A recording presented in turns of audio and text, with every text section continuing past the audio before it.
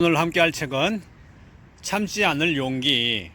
세상은 결국 참는 사람이 손해보게 되어 있다. 참으면 나만 망가질 뿐 하고 싶은 말 다 한다고 이기적인 건 아니다. 이 책은 히라키 노리코 라는 분이 썼는데 임상 심리 치료사입니다. 일본의 어서션 트레이닝의 1인자입니다. 어서션이 뭐냐면 인간관계에서 자신이 하고 싶은 말을 잘 표현하면서 상대방의 마음 역시 잘 이해하는 건강하고 긍정적인 자기 표현 커뮤니케이션입니다. 결국 이 책은 어떻게 어서션을 잘 하느냐, 상대하고 나와의 관계를 잘 유지하면서 내가 하고 싶은 말을 잘 표현하는 방법, 여기에 대해서 많은 설명을 하고 있어요. 결국 이 참지 않을 용기, 이 책의 핵심은 어서션 트레이닝이라고 할 수 있습니다. 어서션 트레이닝, 쉽게 말해서 상대도 나도 서로 만족하는 그런 대화 기법, 그런 것을 이제 소개를 하고 있습니다. 목차를 보면 참으면 나만 망가질 뿐 하고 싶은 말 다 한다고 이기적인 건 아니다. 참지 않아도 얼마든지 좋은 관계를 맺을 수 있다. 하고 싶은 말 하면서도 상처 주지 않는 법. 세상은 결국 참는 사람이 손해본다. 네, 상당히 우리 마음에 쏙 와닿는 그런 표제어를 가지고 순서를 정했습니다. 참는다는 것은 감정을 억누른다는 것입니다. 스스로 깨닫지 못한 채 무의식적으로 지나치게 참다 보면 어느새 마음이 소진되어 무기력에 가까운 우울 상태에 빠질 위험이 높다. 제어 불가능한 상태에 빠지기 전에 내가 지금 참고 있다는 사실을 스스로 깨달아야 한다. 이렇게 참으면 정말 화병이 나죠. 화병이. 참지 말고 풀어야 된다. 저도 이제 부하 직원들한테 화가 날 때가 많죠. 참지 못하는 경우가 많는데 과거에는 많이 참았는데 사실 그 면전에서 막 화를 내기보다는 정말 고개를 돌려서 안 보는 데서 이제 화를 내는 경우가 많죠. 그래서 이 책을 읽고 나서 또 어떻게 또 효과적으로 대응할지 이게 상당히 좀 큰 도움이 됩니다. 이게 하나 있는데, 혼자 있는 것은 초라하다.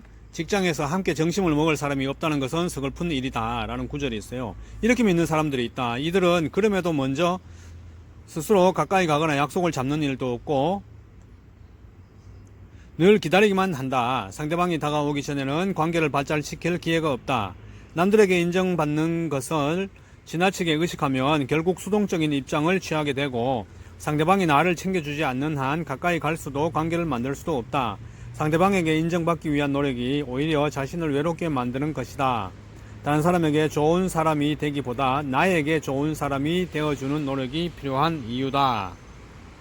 다른 사람을 자꾸 의식하다 보니까 직장에서도 보면 식사 시간만 되면 좀 불안해요. 아우, 오늘은 누구랑 먹어야 될지, 나를 밥 먹으러 같이 가자고 하는 사람은 있는지 없는지 이런 걸 생각하다 보면 고민이 많은데 그럴 필요가 없다. 왜냐하면 인생의 주인공은 나라는 거죠.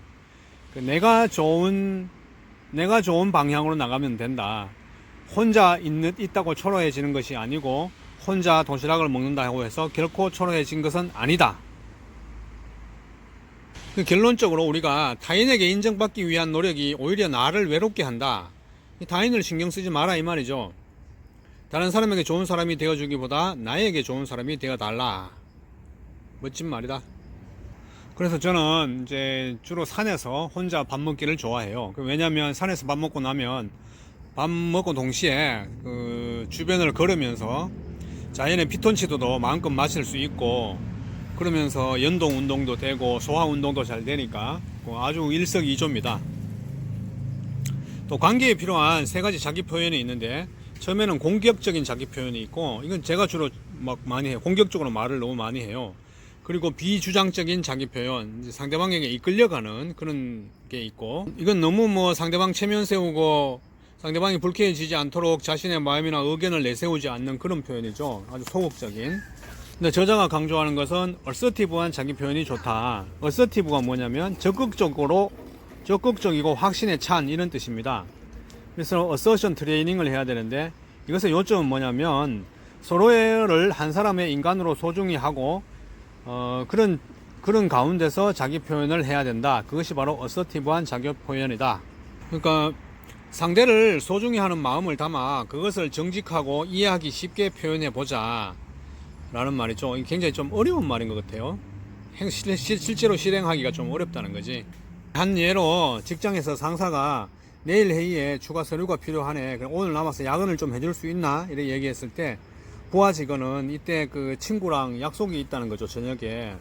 그래서 어떻게 얘기하냐면, 친구랑 약속이 있었어요 했을 때, 그럼 상사는 오늘 꼭 자네가 해줬으면 좋겠는데 어떻게 안 되겠나 이렇게 얘기하면, 부하 직원은 글쎄요 하면서, 대신 제가 내일 아침 일찍 나와서 준비해도 되겠습니까? 왜냐면 오늘 친구와 약속은 너무 중요한 거라서요, 뭐 이렇게 얘기를 한다. 그러면 상사가 이제 거절을 못하죠. 내일 아침 말인가? 회의가 10시부터니까 좀 일찍 나와서 만들어 줄 수 있으면 그래도 괜찮아, 잘 부탁해. 네, 알겠습니다, 감사합니다, 이렇게 얘기하는 것이 바로 어서티브한 표현이 된다. 또 좋은 표현 한 개가, 나의 부족함을 알면 자신감이 생긴다. 어서션이란 명료하고 이해하기 쉽게 단판 승부로 대화하는 것이 아니다.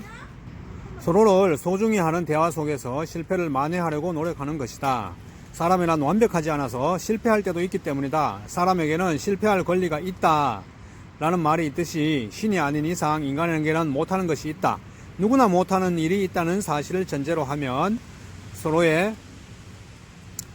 친절해질 수 있고 서로 마찬가지라는 생각이 든다. 즉 우리의 자신감이란 못하는 것을 깨달음으로써 생기는 것이다. 좋은 예로 호손 효과라는 게 있어요. 감정을 표출해야 업무 효율성이 높아진다. 여기서 호손은 어떤 호손 공장을 얘기하는데, 하버드 대학교 심리학자 엘튼 메이오 교수팀이 1924년에서 34년까지 호손 공장 근로자들 대상으로 작업 환경을 비롯한 외부 요인을 개선했을 때 생산성을 얼마나 높일 수 있는지를 알아보고자 이 실험을 했다. 처음에는 6명의 근로자를 대상으로 실험을 했다. 7단계에 거쳐 실험을 진행하면서 임금, 휴식시간, 조명 등 외부 조건들을 계속해서 바꾸고, 이러한 외부 조건의 변화가 생산성에 얼마나 영향을 미치는지를 관찰했다. 그러나 실험 결과 외부 요인의 변화에도 불구하고 생산성은 유의한 차이가 없었다. 의외의 결과죠. 뭐 임금을 올려주고 휴식시간을 주고 조명을 밝게 해주고 하면 생산성이 큰 차이가 있을 줄 알았는데 없었다는 거죠. 메이오 교수팀은 다음 실험에서는 2년간 2만 명 넘는 근로자들과의 면담을 진행했다. 이 과정에서 그들은 그동안 하고 싶었던 말, 일하며 쌓인 부정적 감정들을 마음껏 털어놓게 하였다. 그리고 놀랍게도 면담을 진행할수록 호손 공장의 생산성은 점점 높아졌다. 참 주목할 만한 겁니다. 이게 외부 환경을 바꾼다고 해서 생산성이 좋아지지 않고 오히려 감정들을 털어놓게 하니까 좋은 결과가 있었는데, 면담을 통해 감정 표출, 특히 부정적인 감정을 표현할 수 있게 한 것이 그동안 일하며 쌓인 스트레스를 해소할 수 있게 도와준 것이다. 그리고 그 결과 자연스레 생산성 향상으로까지 이어졌다. 오랜 시간 공장에서 일하면서 회사나 근무 환경에 대한 불만이 쌓여가지만 털어놓을 곳이 없던 사람들이 면담을 통해 그동안의 불만을 모두 쏟아내고 한결 가벼워진 마음으로 열심히 일할 수 있었던 것이다. 이 실험 결과 이후 58년 사회학자 헨리 렌즈버그에 의해 호손 효과라고 불리게 되었다. 그럼 도대체 왜 이런 효과가 나타나느냐 하면, 면담 과정에서 부정하거나 비난하지 않고 그들의 이야기를 경청한 것이 실험 참여자들로 하여금 자신이 관심을 받고 있음을 느끼게 해주었고, 스스로 그 관심에 보답하고자 2배로 열심히 일한 것이다. 다른 사람의 주목이 업무 효율성의 향상으로 이어진 것이다. 그러니까 내가 항상 너를 주목하고 있다, 이런 인식을 심어줬다는 거죠. 이 실험은 조직 내에서 외부적 요인이 아닌 심리적 요인이 생산성을 높이는데 매우 중요한 영향을 끼친다는 것을 증명한다. 또한 각각의 근로자들이 인간적인 대우를 받는다고 느끼고 만족감을 느낄 때 스스로 생산성을 향상시키는 의욕을 갖는다는 것을 보여준 실험이다. 살다 보면 자기 자신이 원하는 대로 모든 일이 풀리는 경우는 드물다. 그 순간 우리는 분노, 짜증, 슬픔, 억울함 등의 감정이 생기는데, 그 감정을 표출하지 못하고 애써 억누른 채 외면하고 사는 것보다 어떤 방식으로든 최대한 감정을 표출하는 게 모든 면에서 훨씬 도움이 된다는 것을 일깨워주는 실험이다. 이처럼 감정을 표현한다는 것은 심리적인 건강, 나아가 인간 사회 관계와 사회생활을 건강하게 만드는 효과적인 방법이다. 야, 이거는 정말 깊이 새겨야 되겠네. 우리 직원들에게 어떤 불안한 감정들, 부정적인 감정들을 표현할 수 있게 그런 기회를 많이 주고, 나는 그것을 경청만 해줘도 상당히 생산성이 높아진다, 이런 얘기구나. 근데 내가 싫더라도 갑자기 노라고 말하면 안 된다. 이게 나는 한 번씩 이렇게 갑자기 노라고 말하는 경우가 많아가지고 너무 공격적인데 내가 지금 이거부터 고쳐야 돼. 그렇게 얘기하는 것이 아니라 한번 생각해 보겠습니다 라고 답변한다. 그런 말을 들으면 상대방은 거절상 당했을 때 마음의 준비를 할 수 있어서 나중에 못한다는 말을 들어도 갑자기 노라고 말을 듣는 것보다 훨씬 충격이 덜하다. 왜냐면 처음부터 내가 갑자기 노라고 말하면 상대방은 아, 이 녀석이 나를 무시하는구나, 내 말을 무시하는구나, 이렇게 느낀다는 거야. 이것이 바로 이제 전형적인 공격적인 자기 표현의 전형적인 예다. 그러니까 이게 항상 그러게요 한번 생각해 보겠습니다 이렇게 하고 나중에 노를 하면 된다. 그리고 또 의견은 언제든지 바뀔 수 있음을 인정하라. 그 생각을 바꾸었습니다, 이렇게 하겠습니다 라고 표현하는 것도 효과적인 자기 표현의 한 방법이다. 특히 회의할 때는 이러한 표현은 진행을 원활히 하는데 도움이 된다. 그 생각이 바뀌었는데도 불구하고 아무런 말을 하지 않거나 예전의 생각을 고집하면 자신도 상대방도 소중히 여기는 것이 아니다. 그래서 나는 이제 계획을 세울 때 뭐 그렇게 구체적인 계획을 세우질 않아. 왜냐면 이게 언제든지 바뀔 수 있으니까. 일을 먼저 하고 수행하다 보면 좀 더 효과적인 계획이 떠오르거든. 그러면 그때 또 바꾸면 돼. 그래서 막 무리하게 완벽한 계획을 세우려고 절대로 노력하지 않아. 그리고 또 인간의 감정에는 좋다, 나쁘다, 바르다, 잘못된 것이 없다.